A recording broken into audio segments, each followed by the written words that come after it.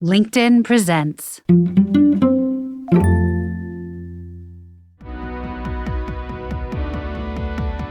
What if all your assumptions about people with neurodivergent conditions were all wrong? Today, we'll hear from two people living, working, and succeeding with Tourette Syndrome. I'm Morra Aarons-Mele, and this is The Anxious Achiever. The LinkedIn Podcast Network is sponsored by TIAA.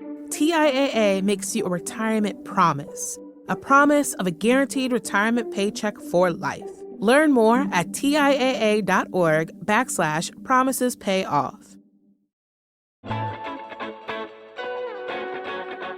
If you look on TikTok or Instagram, neurodiversity is certainly all the rage. But despite increased conversations around things like ADHD or autism, these conditions are often still ignored in many industries, in many workplaces, and by many leaders. In today's episode, I speak with two individuals leading very different lives, but they have one thing in common: a diagnosis of Tourette disorder. Later in the show, we'll hear from Tara Lerman, a listener who reached out a while back to talk about her experience navigating her career and reframing what Tourette's means to the general public. But first, my conversation with Aidy Smith. Aidy is based in Britain and is an award-winning TV presenter and journalist, UK's only TV presenter with Tourette's. We talked about how he's defying expectations, but we started with a simple question. What does he like most about his job? Oh my gosh, what do I like most about my job? I mean, the thing is, it's a great question because my job isn't just one thing. It's about 20 million things. I mean, what's so funny is there's that notion of spinning plates. I literally may as well work in a china shop because there's so many plates surrounding me at any one time.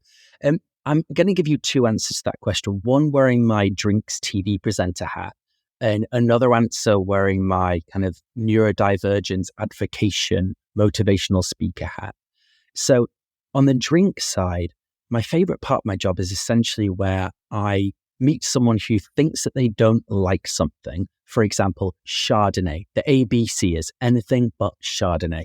When I meet one of these people and they say, I don't like Chardonnay, and I say, yes, you do. And they say, no, I don't. And I say, try these 6 wines. They're completely different. And they try all 6 wines and they go, what's this one? It's amazing. And I say, that's Chardonnay. And they fall in love with it because the thing is, there are tens of thousands of different grape varieties in the world. And just because you think you don't like one wine style, because you've had it once and you didn't like that particular one, means nothing. So the first one's when I help people find new discoveries when they think they otherwise wouldn't like something. I'm a middle-aged woman, so I love Chardonnay. There you go. We're going to be good friends, I can already tell. And I'd say that the second job that I have in terms of my advocacy work for neurodivergence and specifically around Tourette Syndrome and ADHD, which I have, is when I am talking to someone and I can see the glimmer of hope in their eyes. It's no secret that specifically with Tourette Syndrome, it's one of the most jested and mocked conditions, disabilities, neurodivergent conditions on the planet. It's the butt of all the jokes. It's the condition that comedians use. It's the one that's thrown into all the movies with random characters for no reason.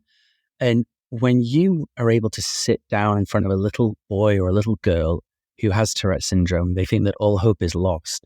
And then they meet you and see that that is not the case. You just see this little glimmer in their eyes that it's actually going to be okay. And so that's my favorite thing about what I do. It's knowing that these folks have a future and they can see it. They belong.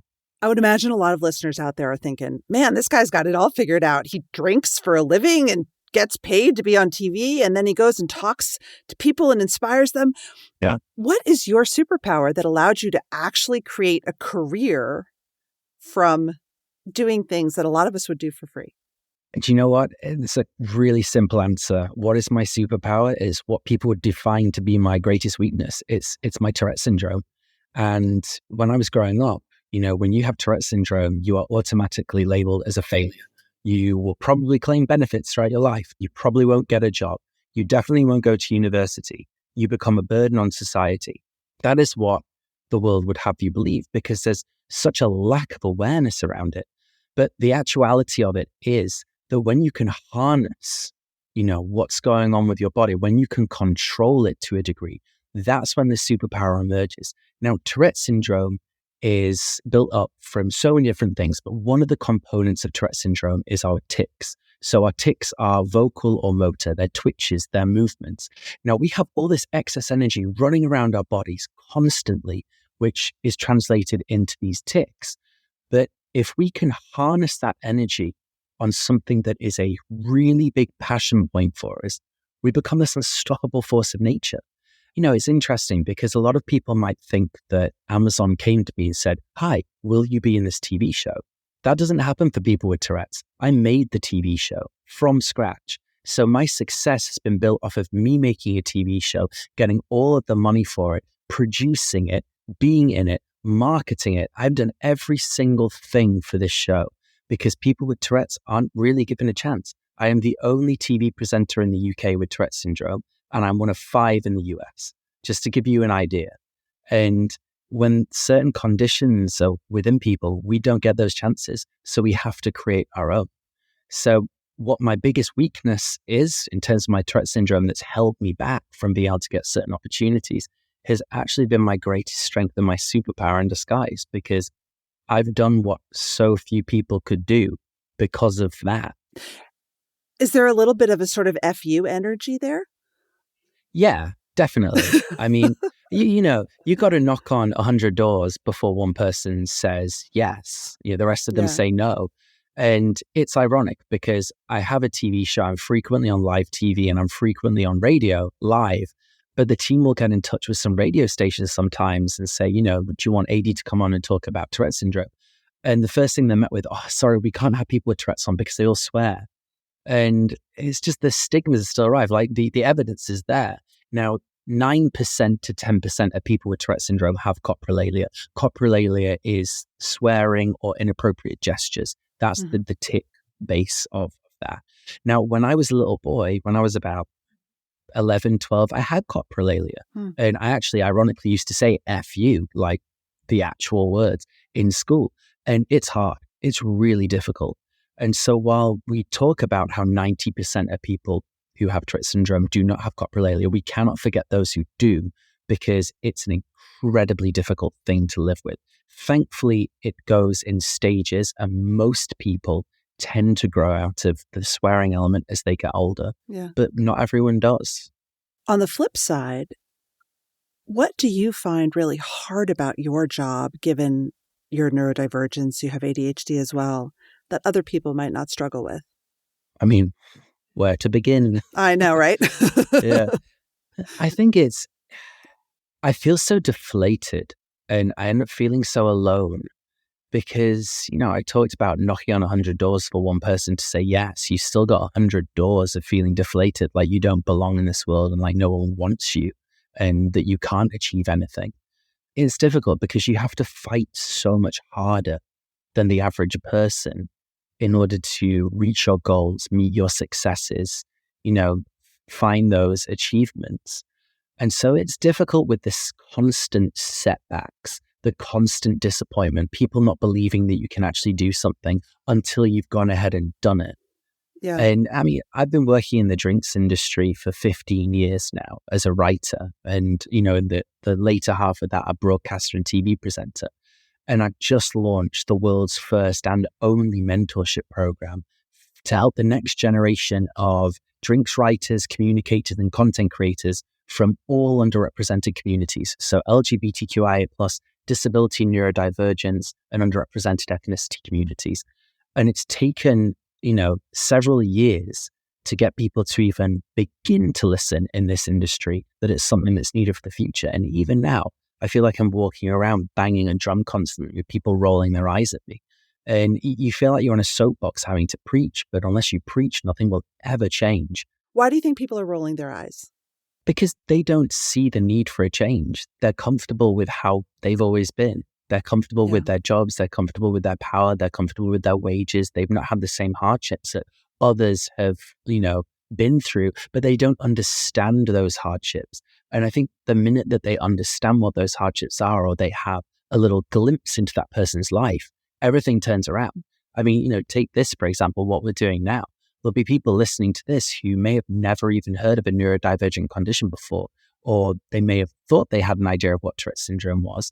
But listening to this over the course of the next however long, they'll really get a deep dive into it and walk away thinking, oh, wow, I never knew that. Next time I see a heartless joke, I probably won't laugh, knowing that 48% of people with Tourette syndrome consider suicide, for example. Wow. 48% in the latest stats from the Tourette Association Impact Survey. And every single year, around 27% of people actually try and, self-harm with the intent of ending their lives. These figures are staggering. They're huge. They're massively high. They shouldn't be there. But because of the misrepresentations and the stigmas, they exist. And that's what we need to combat. That's what we need to drill out. More education, more awareness, more understanding, more belonging. And when we feel like we belong, we don't want to end our lives. So what's your story? When were you first diagnosed? So I love this because all these stories, they kind of had a very sad beginning, which then transitions into a happy ending. Let's go all the way back to 1996. And I was a little boy. I had a TV series, which I was a child actor on. It was on ITV, which is in the UK, one of our biggest channels. And it was commissioned by Sesame Street. It was called The Big Bag.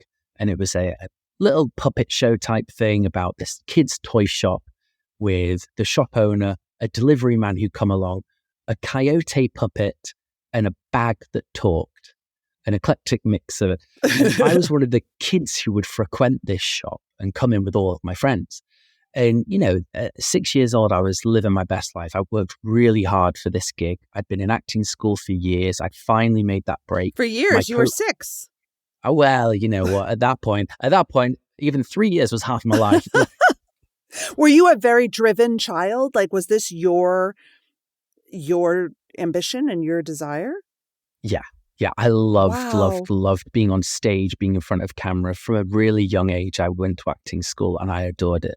And, to the point where if you've seen Harry Potter, the guy who played Neville Longbottom in all the movies, he was my co-presenter. So just to give you an idea of like where things are at. So life's amazing, life's bliss. I'm 6 years old. We've done one series. We then do series 2. And then I come into the studio one day and, oh, look at that. My tics have just begun. So I have this noise that I make, which is like a whoop sound. And I'm rolling my eyes and I've got this cough and I'm shaking my head. Anyway, I went home that night and I was literally cast aside. TV show gone, acting school gone, representation gone. I was just gotten rid of and shoved under the rug, and that was it. So from that point on, my acting career ended. I went from being a really successful, loving my life every single day little boy who had a TV show to hating my life and essentially wishing that I was dead. And that is the brutal reality of when Tourette syndrome begins, because we have no idea what's happening. And at that point, your tics, all these things that happen, no one around you knows. Your family has no idea. Our doctor had no idea what Tourette syndrome was. My tics were going through the roof. I had one where I'd throw my neck back so hard, I'd give myself whiplash. Wow. And, the extent of tics is unfathomable. 90% of people with Tourette syndrome live in chronic pain. 90%.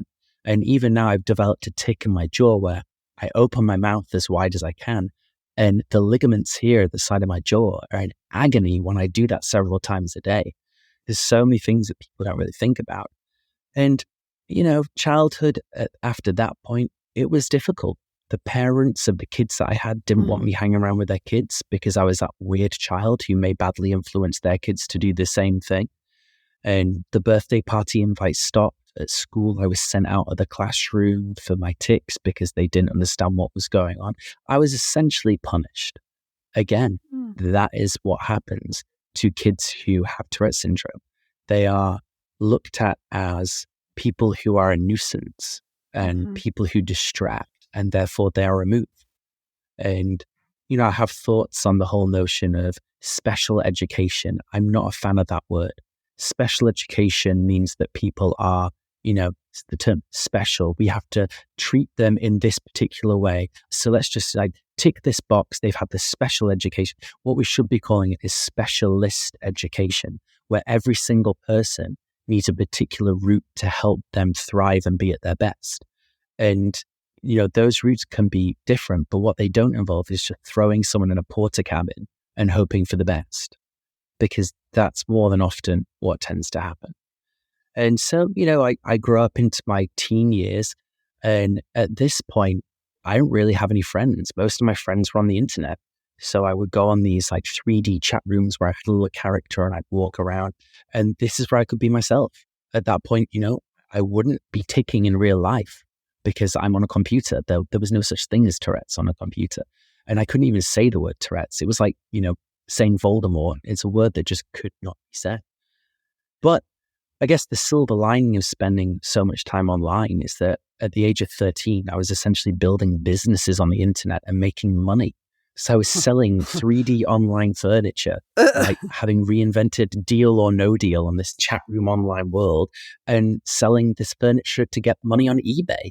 So, where one thing is a challenge and a struggle, it actually teaches us something. And I wouldn't be sitting here now with 3 businesses as an entrepreneur with a TV show in like 80 countries around the world if I hadn't have been through that.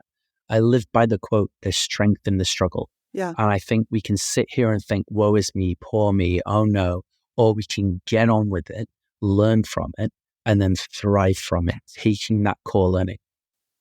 I think I agree with you, and that's the fundamental premise of this show, but I think it's also really hard because I have bipolar disorder, and I know a lot of people, for example, in the bipolar community who are really stuck because systems are just not made for us. There's people like us who, for whatever reason, we are like, see a system and we find our own path and that works for us. But then we never get to be part of the system, which is kind of unfortunate. And then there's a lot of people who just get stuck still. They don't, for whatever reason, figure out the path, or they're not willing to make their own TV show. So it's hard. I agree with you, but at the same time, so many people stay stuck in the struggle. Yeah, I think you're completely spot on with that. And I think that's why people like us exist, in order to go out there and try and inspire those people. And granted, we sit here talking about superpowers and whatnot, but we have to acknowledge that if I'm talking about Tourette Syndrome specifically, there are some people whose tics are so bad that they are like bound to wheelchairs because they have self-harming tics and they can't get a job, they can't go out, they can't do things. So I think as much as we can sit here and talk about, for the vast majority of people with these conditions, there is that kind of silver lining and there is that ability to go out and achieve those dreams. For some people there aren't, but all we can do is try to raise as much awareness as possible to give those individuals the confidence to go out and leave their homes and not feel that they're going to be judged, to not feel like there's going to be prejudice against them. If people know what Tourette Syndrome is, if people know that it's someone who will shout out random words or have certain tics or twitches, and they witness that in person, instead of staring and taking a picture, they'll think, that person has Tourette Syndrome. I don't want them to feel like they're uncomfortable. I'm going to smile at them, nod, and go about my business. That's what we want. That's what we aim for. Taking a picture. What's the relationship between anxiety for you or in general and Tourette's and your tics? Oy, is there one? Okay. Oh, yeah. Oh, yes. Let's go there. Okay. I think anxiety is kind of bound to the word Tourette's. They're shackled, they're handcuffed at all times. So you see me now, and because what we're doing right now is part of my passion point. So my tics are not as observable right now. I'm focusing on you, I'm focusing on the camera, I'm focusing on telling my story, my narrative. This is me. If I've had a long day at the office and I'm on the subway or tube or underground or whatever we want to call it, or bus or train, and I'm surrounded by people and I'm feeling, a bit irritable because it's long, it's arduous, I'm tired, my tics will be coming out. I have a sniff tic that I do. I will roll my nose around. I've got the mouth opening one. I roll my eyes. I move my head around. These are just some examples. There's a lot more. I inhale air in my stomach by twitching my throat, which gives me basically like excess air in the stomach, which is very painful. But if you see, someone who isn't aware of what Tourette Syndrome is, sees me doing that on that mode of transport, either they'll look at me in tut and be angry about the fact I'm sniffing, thinking that I'm disgusting. Mm-hmm. They will see me twitching around and they'll essentially be fearful of who I am and think that I, have a knife or gun, that I'm on drugs, and they'll move away because they're scared for themselves. Or they'll simply just smile, nod, and that's it, much like we discussed. So to kind of put the pieces of that together, when you're living with Tourette's, every single time you tick, you're always anxious that someone around you is going to be judging you, apart from when you're in your safe space. And that could be at home. And for me, just recently, I attended the Tourette Association TICCon conference, which was held in Dallas. And this was the first time in my life that I've been surrounded by a group of nearly 400 people who have Tourette syndrome. And never before in my life have I ever felt like I belonged as much as I did in that moment, because everyone was just ticking away. They were just doing their thing. There was no judgment. There was no staring at people. There was none of that. We were free to tick. We were ticking freely. It was a beautiful moment. So, we have various safe spaces. And the irony of this situation is when we feel like we're in a safe space, we tick more because we've been suppressing them throughout the day so much. We're allowing them to come out and we don't feel judged. Do you tick more or less when you're on camera? A lot less. Well, let me rephrase that. If I'm comfortable, then I tick a lot less. And you'll always notice that when I'm talking and doing my thing, the ticks will go down. When someone else is talking and I'm listening, they can sometimes come up a little bit more. But usually, like when I'm focused on something and laser focused, the ticks are barely there in comparison to what they would be. Do you think of it almost as if you have a container for ticking and sometimes the ticking overflows the container a little bit? Or I love analogies. All right, let's do this. Give me your let's analogy. Do analogies. Yeah. I love analogies. All right, so first of all, to anyone thinking, what on earth does Tourette syndrome feel like? Because we feel it, it's real. So if you think about having a mosquito bite on your arm, right? And you've got this mosquito bite and you want to itch it. You really want to scratch it. That's the tick. That feeling that you have, that absolute need to do something is what we feel. It's this itch. But we hold off, we try suppress, and we're like, oh, I'm not going to do it. I'm not going to do it. Like, I'm not going to do it. But it becomes too much. We have to do it. So we scratch, we tick, we do our tick. And then you have this nanosecond of relief where you're like, oh, thank God. But then it comes back even worse. Repeat, repeat, repeat, repeat. So when you scratch, when you do whatever you need to do, it just comes back even worse, which is why when we're distracted or doing certain things, the ticks aren't there as much. And ticks are affected by dopamine levels. So when we're sad, we tick more. When we're happy, we tick. When we're excited, we tick. And interestingly enough for me, when I have a virus, I know about 2 days before I actually have the effects of it, sniffing or runny nose or whatever, because for whatever reason, my ticks will absolutely surge 2 days before a virus shows itself in my system. It's really intriguing. No idea why. What psychopharm do you take for ticking, for Tourette's? So, there are a number of different medicines out there. I personally don't take any. And this may be because of what happened in my childhood. I remember when I got my diagnosis, I was basically met with a large pill box of about 18 tablets they expected me to take each day, with the largest one being, oh my gosh, was huge. And I would sit there gaping because I hated taking anything like that. And they put me on one particular medicine that if they put you on that now, they would be sued because the side effects were so bad. It affected the heart rate to such a level that it's actually dangerous to give that to kids. And not only did it do that, but it made me obese. I was an athletic kid who could at least get some of that energy out through doing sports, to taking these pills, and they made me put on loads of weight. They made me really tired, and it made the tics worse because now I was stressed and hated my life even more. And so, I think each to their own. And I think that if people, want to trial out medicine and it helps them, then you go for it. For me, I've not taken that route. With my ADHD, it's the complete opposite. I got diagnosed with ADHD only last year. Oh my gosh. Yep. So here's the thing. Tourette syndrome, 85% of people with Tourette's have a co-occurring condition. Some people use the word comorbidity. We need to erase that word. If you tell a little kid that they're morbid, it means death, disgusting disease. We do not use that word. Out, goodbye. So co-occurring condition, 85% of us have something else, another form of neurodivergence. And most often it's ADHD. And I've been throughout my life for the, 28 years since I had the diagnosis from when I was however old, thinking that so many things that were going on in my life were just the Tourette's. But having joined a particular charity, the ADHD Foundation and Neurodiversity Charity, who I work with as a patron, I was delving into the world of ADHD for a documentary. And as I was interviewing all these people, it just dawned on me. I was like, oh my God. I was like, we're talking about me here too. I was like, what's going on? So as part of the documentary, I decided to actually go and look at a diagnosis and go through the tests. And it turns out that I'm in the 99th percentile of people with ADHD.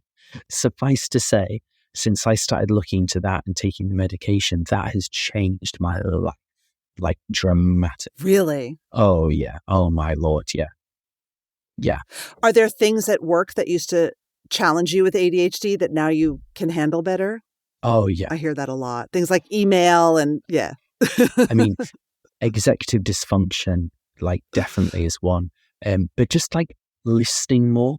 So when someone's talking now, I'm able to actually process what they're saying. As an actor/presenter, I always had been switched on to think, okay, I don't want to look rude, so I'm going to listen. But it would just go on one ear and out the other. Whereas now I can actually retain the information whilst listening to people. Executive dysfunction, for anyone who has procrastination, imagine that, but just 100 times worse, to the point where you genuinely you cannot bring yourself to do whatever the task is. It irates you, it makes you angry, and it infuriates you, and you have no idea why. That now I'm able to cope with a lot more. But it's ironic because, if you put something in front of us which is our passion that we love doing, for example, I love and adore being on TV, doing speaking gigs, being on podcasts, all this, that, and the other. Do I enjoy the setup of them and the admin and the logistics? Good God, no. But it's a crucial part of making it happen. So you almost, you've got to get through that executive dysfunction. You've got to really propel, work as hard as you can in that to enjoy this part. You must have a complicated relationship with dopamine, having both ADHD and Tourette's, which are both sort of motivated and activated, it sounds like, by dopamine. And so I'm just curious because a lot of big life events and just day-to-day life summons a lot of dopamine like how does that affect your relationship with emotions, I guess is my question. I don't know if that makes sense. Yeah, it totally makes sense. It's a really interesting one. Do you know what? I've never thought about this before, ever. Like, you're just asking that question right now because you're right. Like, every emotion we have, there's an impact on it. I mean, with the ADHD, that can be leveled out, when taking the medicine for 8 hours of the day. And by the end of the day, you're naturally kind of winding down and you're a bit more tired, which is great. With the Tourette's, yeah, when we feel any kind of ounce of emotion beyond a certain level, like sometimes when it's something that we're really passionate about and the excitement's there, the tics won't be there. They'll kind of, in the moment, they're not there. You're just really excited. It's afterwards. It's like an adrenaline rush. When the adrenaline goes down, I mean, if we have an adrenaline rush and the adrenaline goes down, oh my Lord, like at that point, like the tics will be out. They will be on fire. But yeah, when you have any form of emotion, they do tend to heighten in most situations. And even though I've said that to you earlier on in the podcast, I've never actually sat down and thought about that in as much detail. It's like we're doomed, but we're not. I mean, it's really interesting. Dr. Michael Freeman has been a guest on the show, and I don't know if you know his work at UCSF, but he looks at the relationship between entrepreneurs and those of us who have sort of dopamine-seeking brains. And there's a correlation. And, a lot of us we're very creative. We're very entrepreneurial. We are the kind of people who go out and start crazy businesses and get TV shows funded. But of course, we struggle a lot too. And we have certain kinds of mental illness too. Do you know what? It's a fascinating conversation because you are quite right. There is a direct correlation between millionaires and entrepreneurs and people who are neurodivergent. And equally as much, there is a striking correlation between people who are neurodivergent in prisons. And Yes. it's this kind of this rush to see dopamine. And I think that a lot boils down to probably the resources that we have access to a large degree. The people over here can channel that energy and that rush into propelling themselves. The people over here who don't have access to the same materials and resources end up chasing crime. And I think that that is a conversation that really needs to be had. And I mean, I'm looking to try and do some kind of documentary surrounding the number of people in prisons who are neurodivergent and how we can give them that chance. Because if, for example, the school system lets them down and they don't have access to learn in the same way as the people over here who have the private tutor to get them through it. That's right. So it's incredible to look at. But then you have so many examples of people who are neurodivergent who've been in prison, but then come out and have learned so much, and they go on to be massive serial entrepreneurs. They join good causes and charities, and they propel people because they've had the lived experience of this, and they can bring people and influence them and show them that there's another way of life. Yeah. And I want to also just stress there are a lot of people who are neurodivergent who are living good lives and getting through the day and getting it done and paying the bills and having families. You know, I think one of the dangers that I also see in the neurodivergence conversation is the focus on the highs and the lows. And, you know, part of life is being able to sustain the middle as well. Gosh, yeah. And lots of people work really hard to do that. Yeah. I mean, that's it, isn't it? Like, at the end of the day, that's kind of what we want to achieve. We just want to get by on a daily basis, live our lives, and feel as quote unquote normal as possible whilst embracing who we are. You're right. And I think a lot of people, you know, I'll meet some people, again, if I'm having quite an engaging conversation, they'll be like, I had no idea you had Tourette Syndrome. And that's me, and exactly what you just described, getting through life in that moment right there. Yeah. I'm just being me and I'm enjoying life and doing my thing.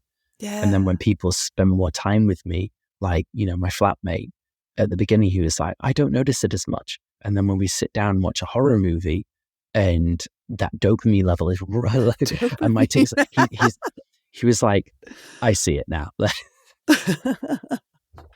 What's your advice for bosses or managers who work with someone who has Tourette's, whether they've had the discussion or not? So there was a management leadership survey that was done 5 or 6 years ago. And it essentially asked managers if they would hire people who are neurodivergent, like point blank. It listed out a bunch of neurodivergent conditions and said, would you hire these people? And around 35% of people, of these managers, said they would never hire someone with Tourette's because they felt like they couldn't manage them. They wouldn't admit it like in the job, but they were admitting it in this survey that they would point blank not hire. They would make up an excuse or they make up another reason to not bring them aboard.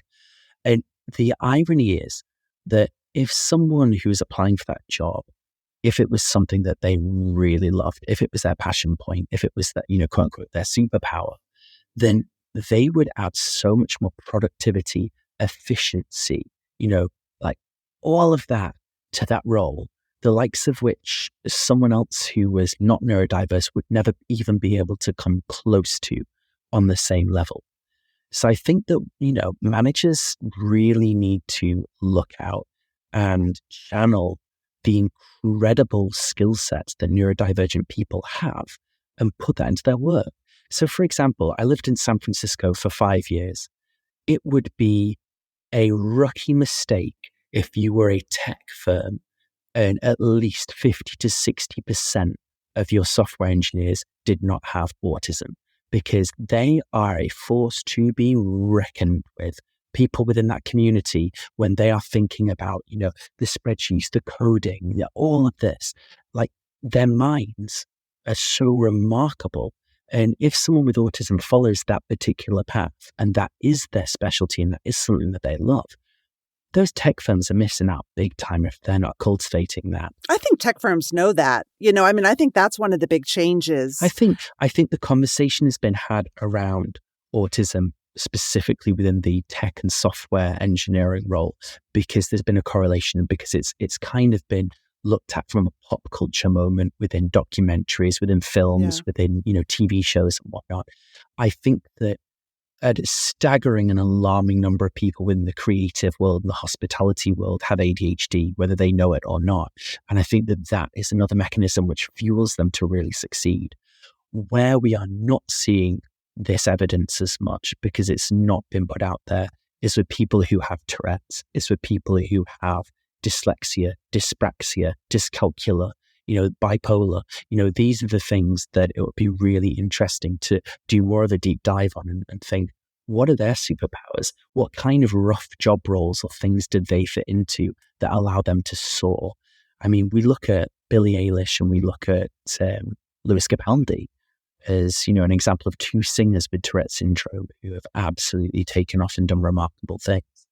And I'm sure that there's going to be a lot more people out there who are singers who have Tourette Syndrome.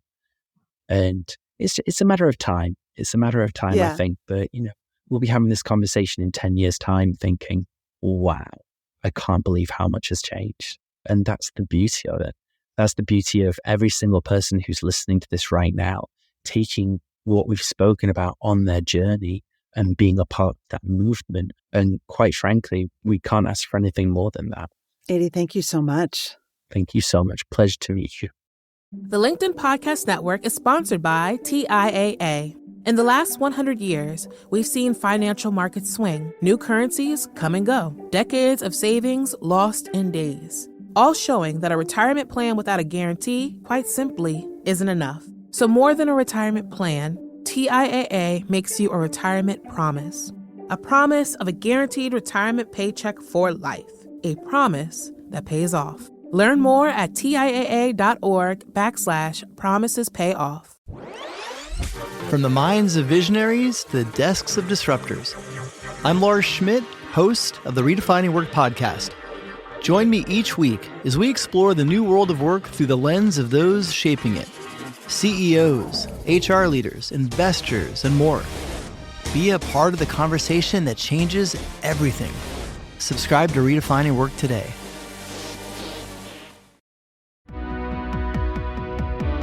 Now we'll go to the chat I had with Tara Lerman. She's currently a writer and editor at a major digital publication, and I started by asking her why she reached out to the show. I am really interested in what neurodiversity means and how companies are doing something about it and what they're doing. So I have Tourette Syndrome, and I have felt for a while that that particular condition is missing in the neurodiversity conversation. And so, I wanted to share my story and kind of talk a little bit more about how companies can really embed that into the neurodiversity conversation. That's interesting.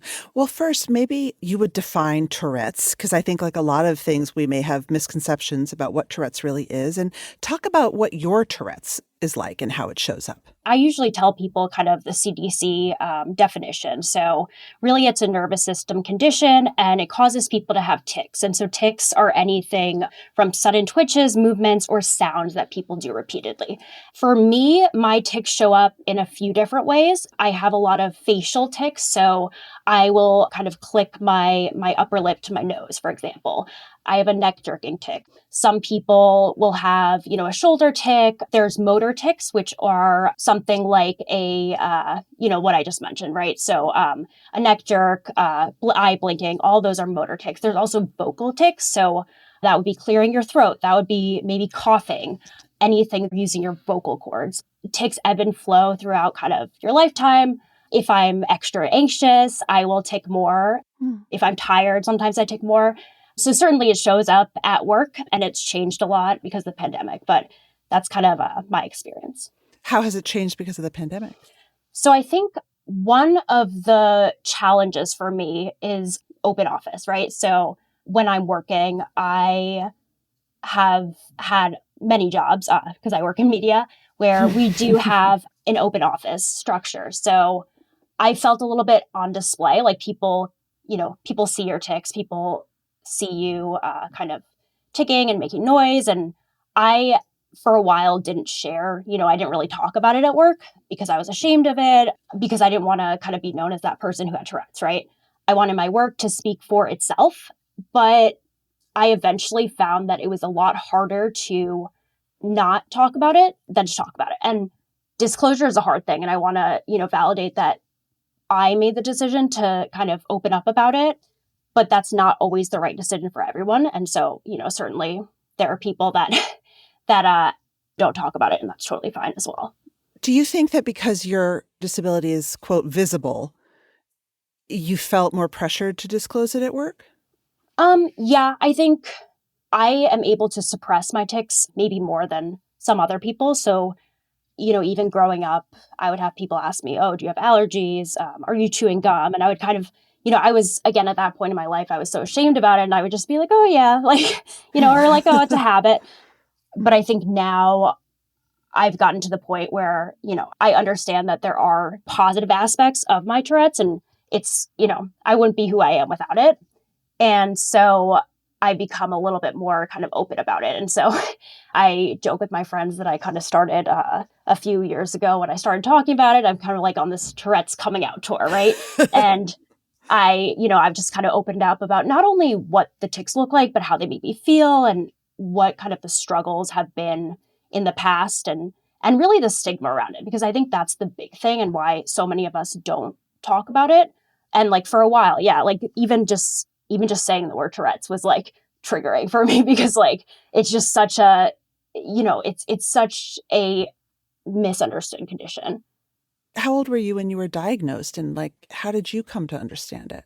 So I was diagnosed when I was in 3rd grade, so pretty young. Oh, wow, pretty young. Yeah. A lot of people are diagnosed a little bit older. In school, I was bullied for it. I was kicked out of class once because I was making noise. And so a lot of people kind of just thought I was misbehaving, right? That's something that, having talked to other people with Tourette's, that's a common occurrence just because there's not training around it. But as I got older, I kind of like did a lot of research around it and understood that it's this really interesting and complex condition. And those of us who have it, we have superpowers as well. And you also said that you manage OCD as well. I do, yeah. So my OCD was actually pretty severe and pretty noticeable when I was younger. And so before school, I would have to count a certain number of things. I would have to touch things evenly on both sides. I remember, unfortunately, being late to school one day, and I was never late. I was always on time. And I forgot to close the door like 3 different times. And so, I had to close it 3 different times, make sure it was locked. And I made my mom drive me back to the house to do it. And I was late. And so I think at that point she was like, okay, we need to manage this. Yeah. And so I actually saw a cognitive behavioral specialist, and have, my OCD symptoms have gotten a little bit better. Every so often they'll show up, but that's certainly, kind of a co-occurring condition. Do you find them to be related? Like, are there certain triggers that might trigger your Tourette's and your OCD? Yeah, I think specifically with my complex tics. So if I have a certain tic, but it doesn't sound the way I want it to sound, right? So I'm like, I have to do it again. And then at that point, it's like, okay, which one, what is Tourette's and what is OCD?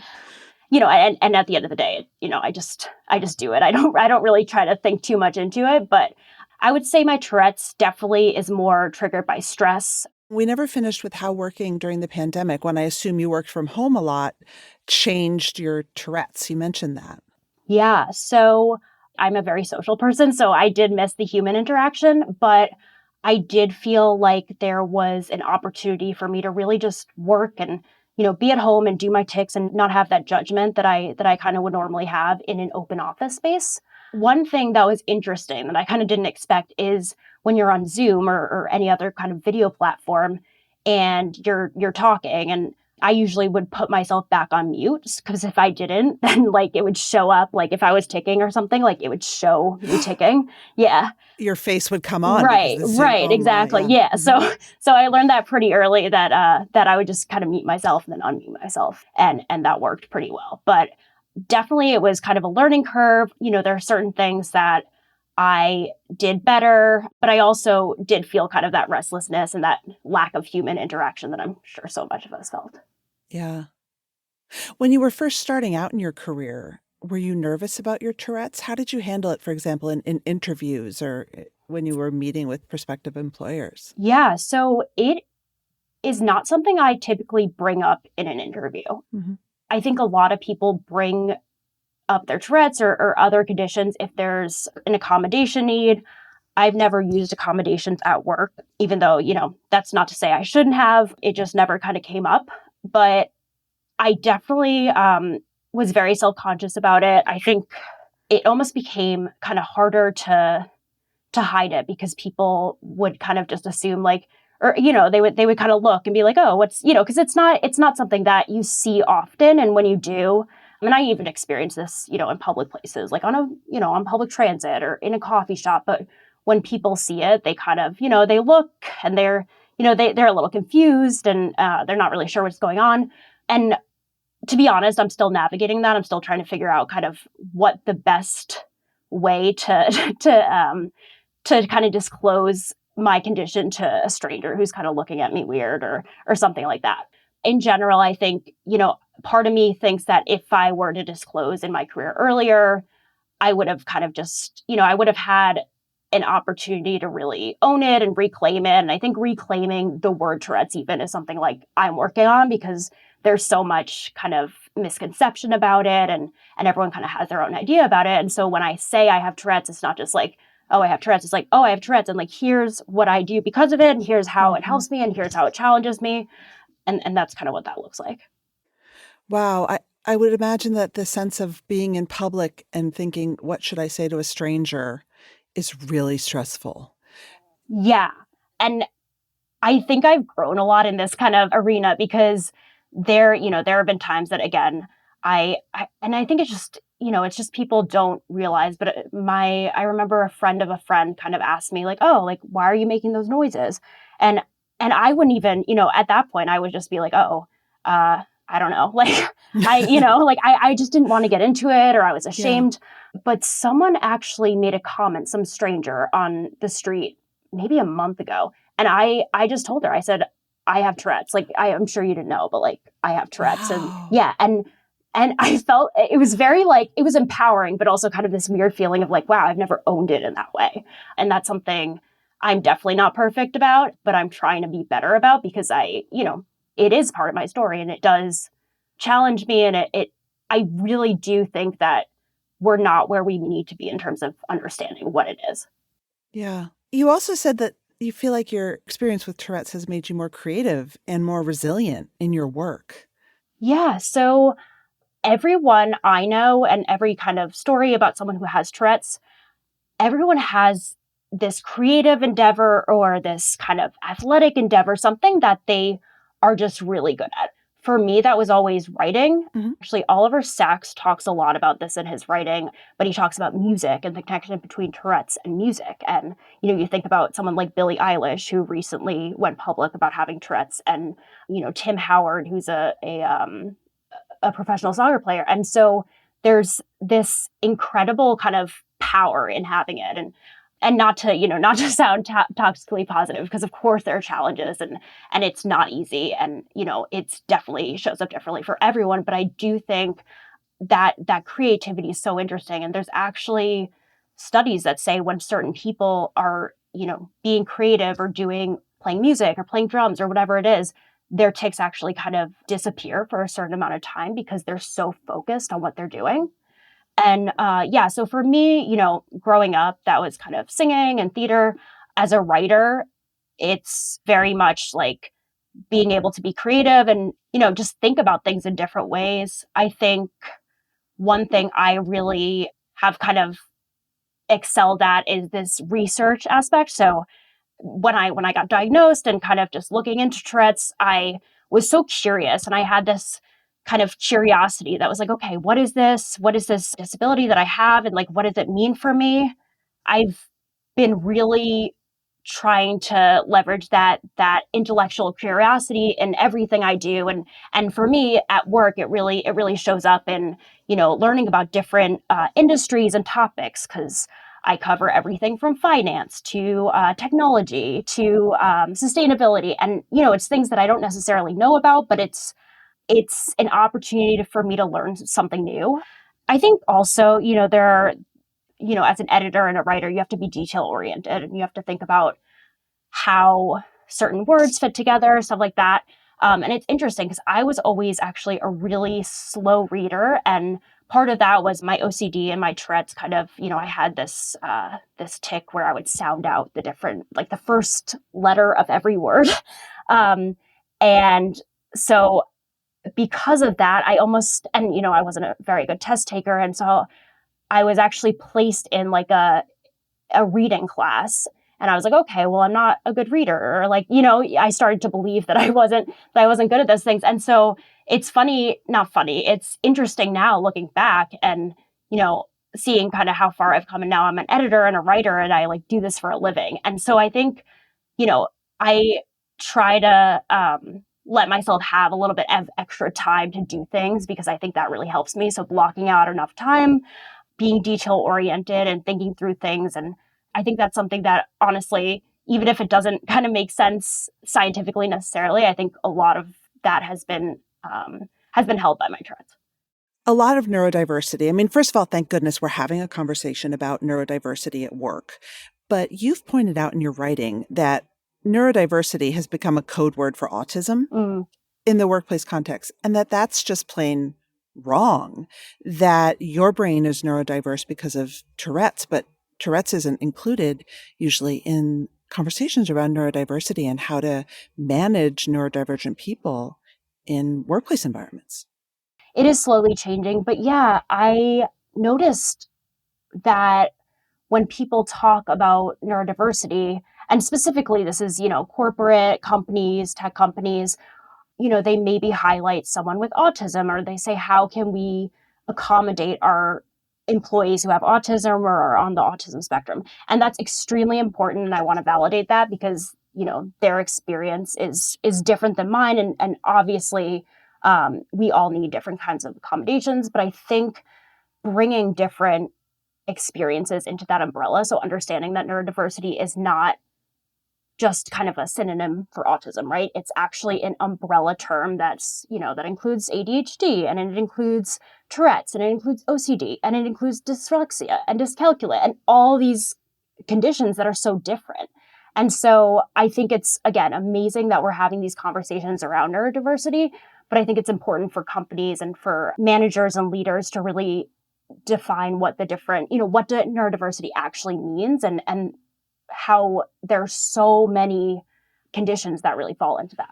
I think so. And I think also, like you said, you've never asked for accommodations. Right. You don't work differently than a person who has a neurotypical brain, it sounds like, but you have a different experience at work every day. Sure. Yeah, absolutely. And I think, for me, it just comes out to, like I mentioned, I take extra time on things. And in my roles, I've been lucky to kind of be able to manage my own schedules. And of course, I have deadlines, but I get ahead of those deadlines. So like maybe it's about starting something earlier because I know it's going to take me a little bit longer.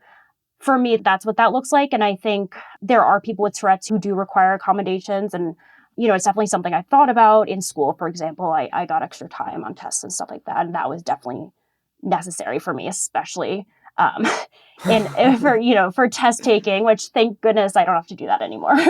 But I think, there's so many different accommodations that people need and people require. And, it's again going to be different whether whether you have Tourette's versus whether you have ADHD. And then, of course, like people with Tourette's might need different accommodations based on what their tics actually look like, because we're all so different. And I think that's kind of the big thing is like, you might know one person with Tourette's, but they could have totally different tics and a totally different experience than someone else with Tourette's. So that's something that I've kind of learned meeting more people with it. And it's really kind of interesting and exciting to see all these different people with different experiences, but also so many shared experiences. Because growing up, I really did think I was the only one. Like I did not know anyone else who had it. I was like, oh, like getting kicked out of class. I'm getting like imitated for it. Like what is wrong with me? And you start to kind of believe that about yourself. So it's almost like unlearning those kind of ideas, which, thank God for therapy.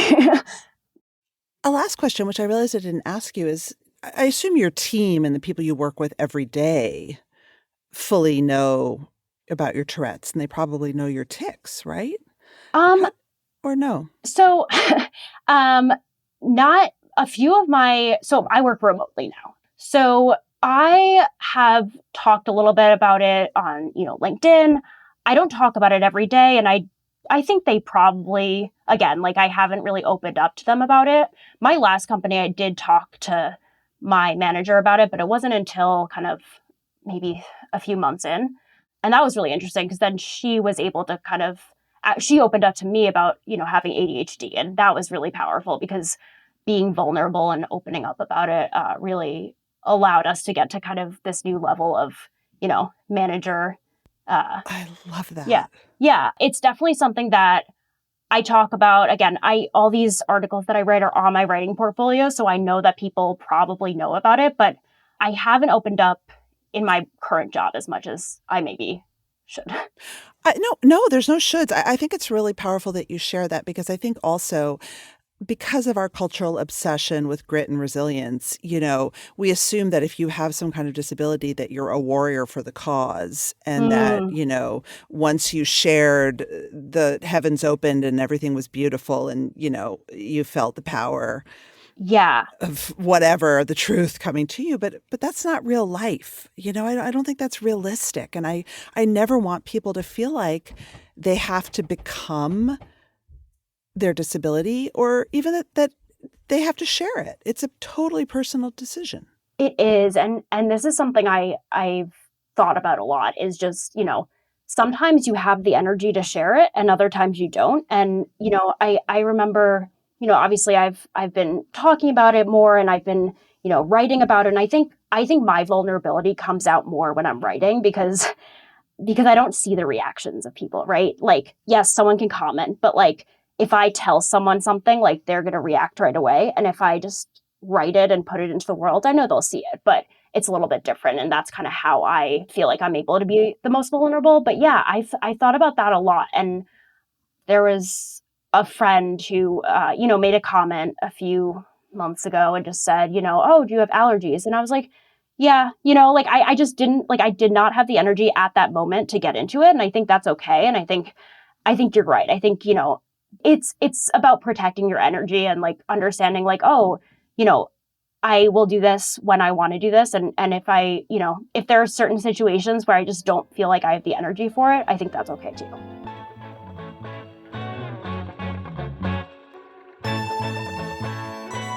That's it for this episode of The Anxious Achiever.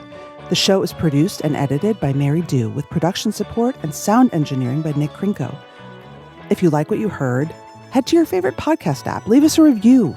It really matters, and we appreciate the time and effort it takes. And if you don't subscribe or follow the show already, now's the time. And let us know what you'd like to hear more of. I get some of my best ideas from my listeners, so find me on LinkedIn, send me a message. You can find my weekly newsletter there as well. A big thanks to LinkedIn and all the listeners out there and our guests in the Anxious Achiever world. Until next time.